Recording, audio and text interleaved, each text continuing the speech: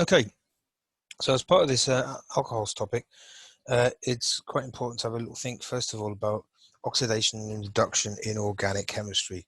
It's sometimes handled a little bit differently than in inorganic chemistry, but just to show there's no contradiction there. Okay, so we're going to talk about oxidation number. Okay, the oxidation number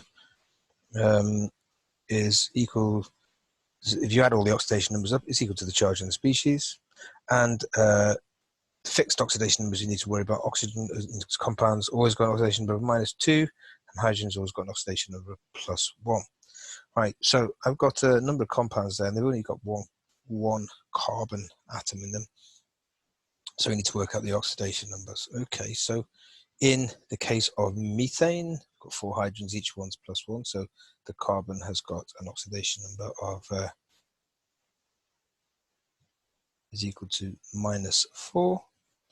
Okay, in methanol, well, we've got 4 hydrogens, so that's, and 1 oxygen, so that is going to be carbon's oxidation number there of -2. -2.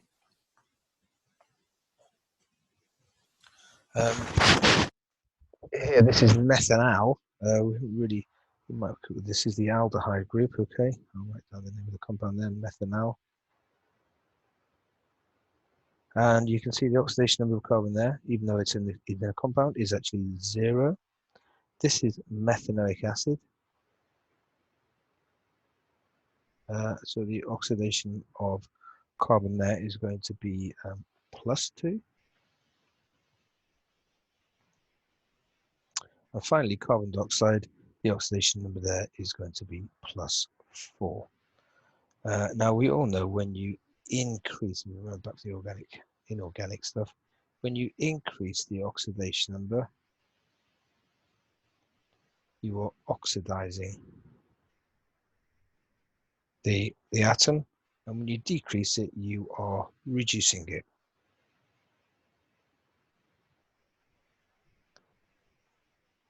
So decrease the oxidation number, that's reduction.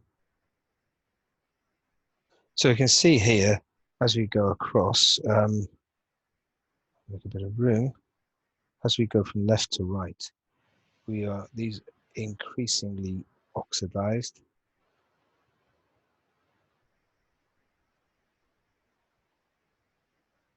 And going the other way, the carbon is increasingly reduced, and it's quite useful. Let's just have a quick look. If you look at them, if you look at our little ladder here, I'm going to put +4, which is the maximum oxidation state, 0, -4. You've got a range of 8 electrons in their outer shell. Okay, and that's always the case with if you look at the possible oxidation numbers of atoms. Okay, so let's just think about another molecule then. So let's think about one with more than one oxygen in it, more than one carbon in it. Sorry, let's think about, well, let's do propanol, propanoic acid. Let's do propanoic acid. So we're going to have that. Right, the formula of propanoic acid, the molecular formula, is C3H6O2. Right, let's work out the oxidation number of carbon there. So adding all, you're going to use this one, adding all the oxidation numbers up to the charge of the species. So we've got 3 carbons, we don't know what they are, the unknown. 6 hydrogens, so that's +6. 2 oxygens, so each of those -2, so that's -4. And the charge on the species is 0. So 3 carbons plus 6 -4 plus 2 is equal to 0. So that's equal to -2. So carbon has got an oxidation number there of -2/3, which is like a nonsense, okay? And that's why we don't really use oxidation numbers in organic chemistry very much, because really what we can see there is, right, this carbon has got loads of oxygen on it. This is oxidized.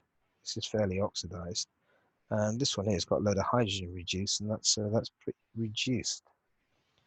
And so what we worked out here is we worked out, because there's lots of carbon atoms in the molecule, we worked out an average value, which doesn't really tell us much at all.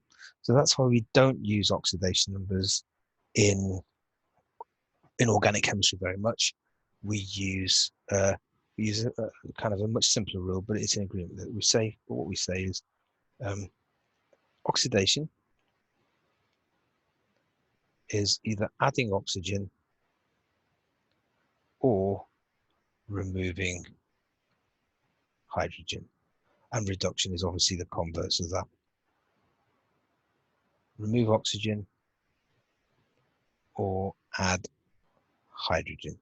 And if we have a look here, yeah, well, we can see, yeah, we said, yeah, we've got increasing oxidation as we go left and right. And what are we doing as we go from left to right? Well, 4 hydrogens there, only 2 hydrogens on this one, no hydrogens at all on that one. We're reducing the number of hydrogens going from left to right.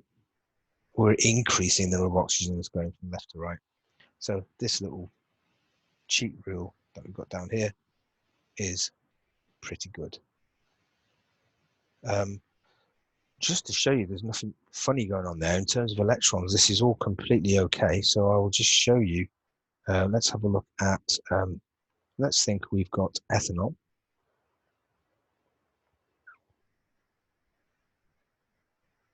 Okay, ethanol there.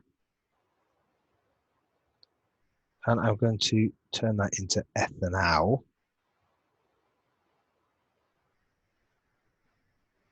And that is an oxidation. Why is it an oxidation? Well, because we haven't changed the number of oxygens, but we've removed hydrogens, haven't we? Now, I just want to show you in terms of electrons, there's nothing funny going on there. Right, so, right, let's pretend that that pair of electrons here is going to go in there and make a pi bond. Okay, that's fine with that. That means that this hydrogen is going to come off as H plus, isn't it? So there's no electrons going there. But it also means we have got to lose this hydrogen, H plus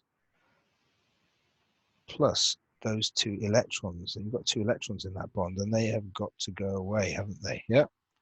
So when we go from left to right, what have we done? We have lost electrons. We've actually lost 2 electrons, 2 of them. And so, yeah, oil rig, oxidation is loss. It is reduction in terms of electrons. So that's just to show there's no funny business going on there.